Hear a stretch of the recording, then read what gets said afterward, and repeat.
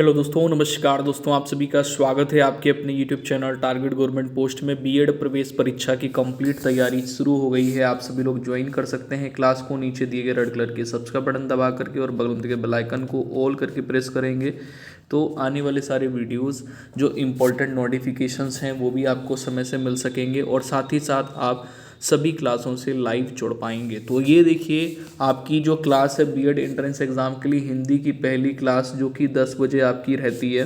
10 बजे के बाद में आपकी जो रीजनिंग की क्लास थी दोस्तों वो भी हो चुकी है जो कि 11 बजे जिसका टाइमिंग है। और अब ये विज्ञान वर्ग के लिए है, यानी 1 बजे से आपकी ये क्लास होती है जिसमें विज्ञान और मैथ आपको कवर कराई जाएगी। 2 मार्च की स्पेशल क्लास है, आप सभी लोग डेली ज्वाइन करिए। 100% सरकारी सीट आपकी पक्की हो पाएगी। तो चलिए शुरू कर लेते हैं सेकंड क्लास आपकी। और इससे पहले पहली क्लास जरूर आप ज्वाइन कर लीजिए अगर आपने वो ज्वाइन नहीं करी है। तो चलिए यहाँ पर देखिए, पहला क्वेश्चन आपके स्क्रीन में आ चुका है। यहाँ पर आपको अगर वीडियो क्लियर नहीं आ रही है तो राइट साइड में दिए गए 3 डॉट पे जाइए और वीडियो की क्वालिटी को 360 पे कर लीजिए, आपको एकदम क्लियर समझ में आएगा। यहाँ पर देखिए 15 नंबर प्रश्न में कह रहा है कि एक चित्र है और चित्र में एक घर्षण रहित घिरनी, घिरनी इसको बोलते हैं, घर्षण रहित घिरनी दर्शाई गई है। तो इसकी दक्षता निकालनी है। क्या निकालनी है? इसकी दक्षता निकालनी है। दक्षता निकालने के लिए आप क्या करेंगे भाई? दक्षता निकालनी है तो दक्षता यहाँ पर आप देख रहे होंगे भार और क्षमता में। तो भार और क्षमता में जो घिरनी रहित घर्षण रहित घिरनी है, इसकी जो दक्षता निकलेगी आकर के वो दोस्तों 50% निकलेगी। ठीक है, अत्यंत सूक्ष्म नहीं है, 1 से कम नहीं है, एकांक नहीं है। ऐसी सिचुएशन में आपको 50% यहाँ पर क्या कर लेना है? दक्षता कर लेना है। नेक्स्ट क्वेश्चन पे आ जाइए। अगला क्वेश्चन ये रहा आपके स्क्रीन में, आपसे पूछ रहा है 16 नंबर प्रश्न में कि मृत शरीर पानी में क्यों तैरता है? रीज़न क्या है? जो मरा हुआ शरीर यानी मरी हुई जो कह सकते हैं मृत शरीर यानी डेड बॉडी पानी में क्यों तैरती है? तो 16 पे सही आंसर ऑप्शन नंबर आपका तीसरा वाला हो जाएगा कि शरीर द्वारा विस्थापित पानी का भार शरीर के भीतर से अधिक होता है।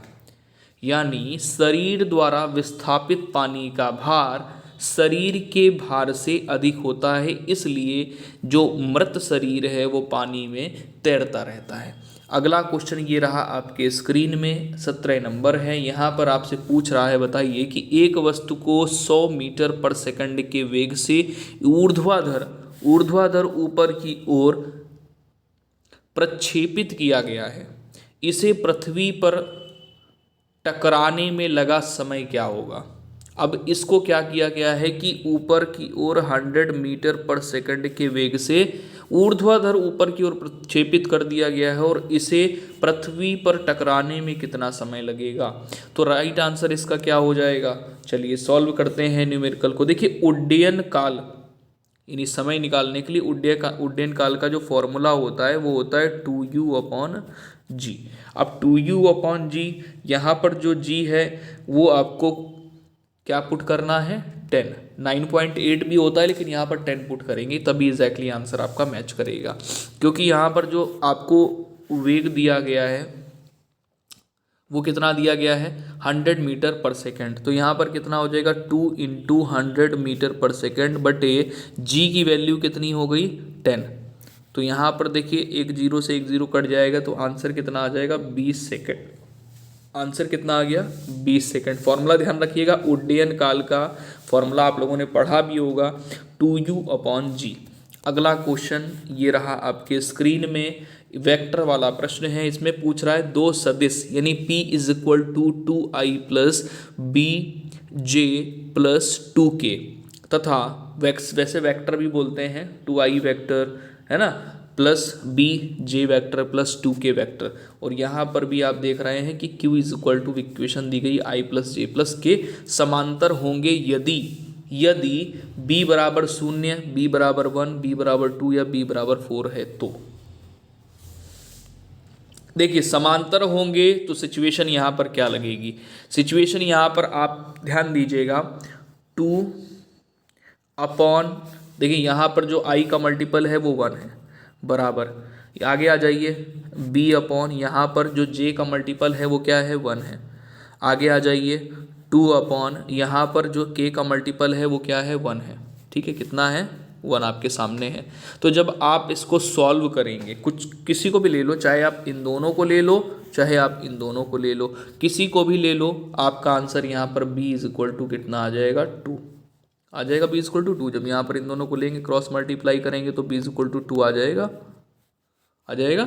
तो ऑप्शन नंबर यहाँ पर आप सी करेक्ट कर लीजिए। नेक्स्ट क्वेश्चन आ जाइए, अगला क्वेश्चन 19वां नंबर है, पूछ रहा है प्रकाश वर्ष मात्रा है। प्रकाश वर्ष मात्रा है, द्रव्यमान की है, समय की है, ऊर्जा की या दूरी की। तो बहुत आसान प्रश्न आपसे पूछा गया है, हालांकि ये अभी भी लेटेस्ट में पूछा जा चुका प्रश्न है। तो प्रकाश वर्ष मात्रा है, तो ध्यान रखिएगा 19 में सही आंसर हो जाएगा दूरी का। प्रकाश वर्ष मात्रक किसका है, प्रकाश वर्ष किसकी यूनिट है, किसकी इकाई है, दूरी की। अगला क्वेश्चन है, एक फैटोमीटर तुल्य है। एक फैटोमीटर तुल्य है, किसके बराबर है, एक फैटोमीटर किसके बराबर है दोस्तों, ये बराबर हो जाएगा आपका 10⁻⁻15 मीटर के। ठीक है, एक फैटोमीटर आपका किसके बराबर है 10⁻⁻15 मीटर के। चलिए अगला क्वेश्चन 21 नंबर आपके स्क्रीन में, चलिए देखते हैं कौन इस प्रश्न का उत्तर दे पाता है। एक पिंड पर जब नियत बल यानी फोर्स लगाया जाता है तब निम्न में से कौन सी राशि नियत रहती है। भाई देखिए, जब किसी वस्तु के लिए हम बल लगाते हैं तो वहाँ पर क्या होता है, आपको M और A दोनों ही मिलेगा। तो ये सिचुएशन यहाँ पर ये होगा कि यहाँ पर नियत अगर फोर्स है तो A भी नियत होगा, यानी A क्या होता है त्वरण। अगर फोर्स नियत है तो त्वरण भी क्या होगा नियत होगा। तो सही आंसर 21 में आप क्या कर लोगे एक्सेलरेशन यानी त्वरण, option number C. Next question पे आ जाइए, अगला क्वेश्चन ये रहा वेक्टर वाला आपके स्क्रीन में। यहाँ पर आपसे पूछा गया है निम्न ग्राफों में से कौन सा ग्राफ सूर्य के चारों ओर किसी ग्रह की गति को निरूपित करता है। अब देखो, सूर्य के चारों ओर किसी ग्रह की गति को निरूपित करता है, यानी केपलर के नियम के अनुसार, केपलर के नियम के अनुसार, आपने केपलर का नियम पढ़ा होगा, समय का वर्ग व्युत्क्रम होता है त्रिज्या के घन के बराबर। ठीक है,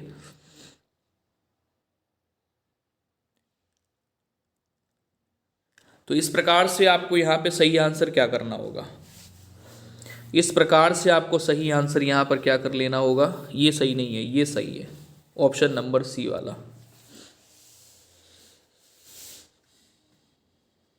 ऑप्शन नंबर सी, ये आरेख सही है। अगला प्रश्न ये रहा आपके स्क्रीन में 23 नंबर है। यहाँ पर आपसे कह रहा है कि एक प्रक्षेपित गति में उसका वेग, एक प्रक्षेपित गति में उसका वेग क्या होता है, उसके त्वरण के सदैव लंबवत रहता है, उसके त्वरण के जो है लंबवत कभी नहीं होता और उसके त्वरण के केवल एक स्थिति में लंबवत होता है, दो स्थितियों में उसके त्वरण के लंबवत होता है। तो यहाँ पर 23 में सही आंसर आप क्या कर लेंगे, सी कर लेंगे। क्या है कि उसके त्वरण के केवल एक स्थिति में लंबवत होता है। एक प्रक्षेपित गति में उसका जो वेग है वो उसके त्वरण के केवल एक स्थिति में लंबवत होता है, परपेंडिकुलर होता है। अगला क्वेश्चन ये रहा 24 नंबर आपके स्क्रीन में। प्रश्न है, धातु के बने एक तार की लंबाई क्या है, L है, तथा अनुप्रस्थ काट का क्षेत्रफल A है। इस तार के एक सिरे पर लंबवत एक बल mg लगाया जाता है जिससे तार की लंबाई में L की वृद्धि होती है। यदि तार के पदार्थ की यंगमापी y हो तो बाह्य बल द्वारा किया गया कार्य क्या होगा। 24 में सही आंसर ए कर लीजिए, ये फॉर्मूला होता है। देखिए y बराबर जब निकालेंगे तो F upon A upon L upon capital L, ये फॉर्मूला लगेगा। ठीक है, जब आप इसको सॉल्व करेंगे तो F capital F is equal to Y A upon L और यहाँ पर स्मॉल l, ये हो जाएगा।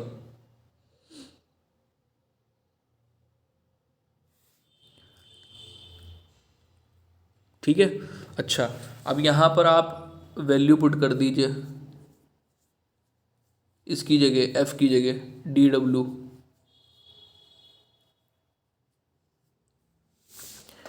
एफ की वैल्यू यहाँ पर पुट कर देंगे, DW is equal to F into DL small l is equal to, तो आपका यहाँ पर बन जाएगा YA अपॉन कैपिटल L वर्ग हो जाएगा और D हो जाएगा। तो लगभग आपका यहाँ पर जो ये बनेगा, लेकिन इसके लिए आपको क्या करना होगा, इंटीग्रेशन करना होगा। फाइनली इंटीग्रेशन करने के बाद में आ जाएगा, जिसको बोलते हैं समाकलन। अगला क्वेश्चन यहाँ पर है, कंपाइलर कौन सी त्रुटियों को इंगित करता है? कंपाइलर कौन सी त्रुटियों को इंगित करता है? तो 25 नंबर पे सही आंसर हो जाएगा सिंटैक्स त्रुटियां। कंपाइलर कौन सी त्रुटियों को इंगित करता है? तो सिंटैक्स त्रुटियां जो हैं इनको कंपाइलर क्या करता है, इंगित करता है। ध्यान दीजिएगा। अगला क्वेश्चन आपके स्क्रीन में 26 नंबर, इसमें पूछ रहा है बताइए किसी वस्तु की अधिकतम चाल कितनी हो सकती है? कोई वस्तु है, उसकी अधिकतम चाल कितनी हो सकती है? तो 26 में सही आंसर कर लेंगे 3 इंटू 10⁸ मीटर पर सेकेंड।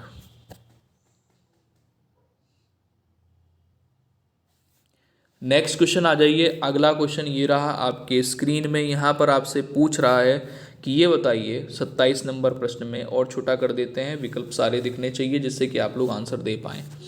यहाँ पर कह रहा है कि एक स्प्रिंग यानी बल नियतांक के, एक स्प्रिंग जिसमें बल नियतांक के होगा, से लटके द्रव्यमान का जो आवर्तकाल है वो T है। यदि स्प्रिंग को 3 बराबर भागों में काटें, यदि स्प्रिंग को यहां पर क्या कर रहे हैं, 3 बराबर भागों में काटें, तो प्रत्येक भाग का बल नियतांक क्या होगा? यदि एक भाग से वही द्रव्यमान लटकाएं तो आवर्तकाल कितना होगा? भाई क्या है कि एक स्प्रिंग है पूरी, ठीक है, से लटके द्रव्यमान का आवर्तकाल यहाँ पे T है।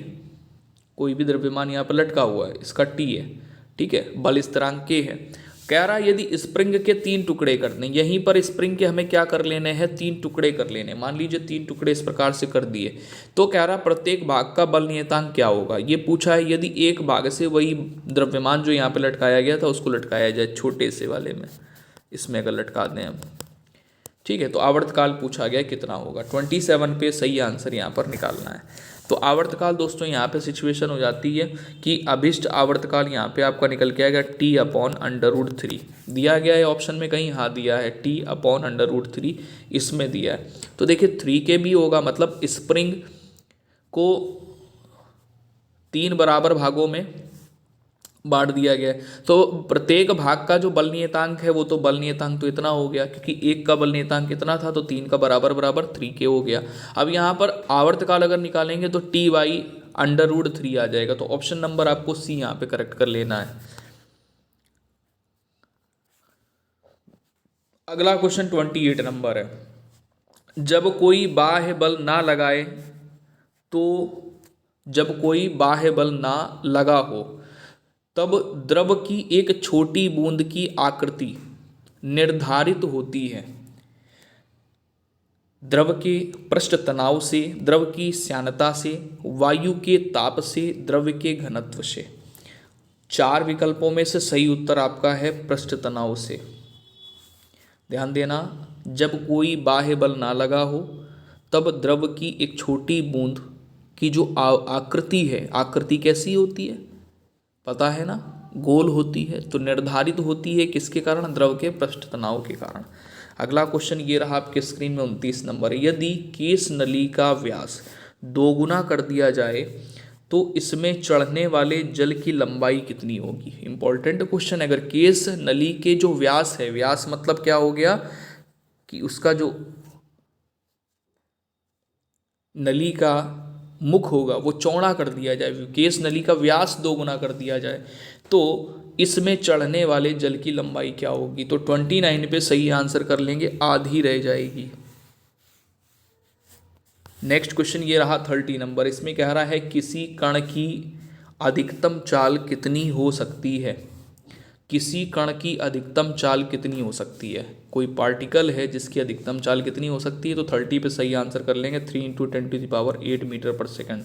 ये प्रश्न अभी घुमा फिरा के पूछा गया था, फिर से घुमा फिरा के पूछ लिया गया। चलिए आखिरी क्वेश्चन ये रहा आपके स्क्रीन में, 31 नंबर है। यहाँ पर आपसे पूछ रहा है कोणीय वेग का विमीय सूत्र है। कोणीय वेग का विमीय सूत्र क्या होगा? कोणीय वेग का विमीय सूत्र, तो कोणीय वेग का विमीय सूत्र यहाँ पर m⁻0 l⁻0 t⁻−1 या t इनवर्स भी कह सकते हैं की सांद्रता।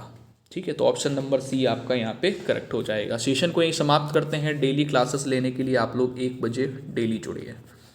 ठीक है, टाइम 1 बजे सभी याद रखिए, समय से जुड़िए। और आपकी सारी क्लासें 10 बजे से स्टार्ट हो जाती हैं। जय हिंद।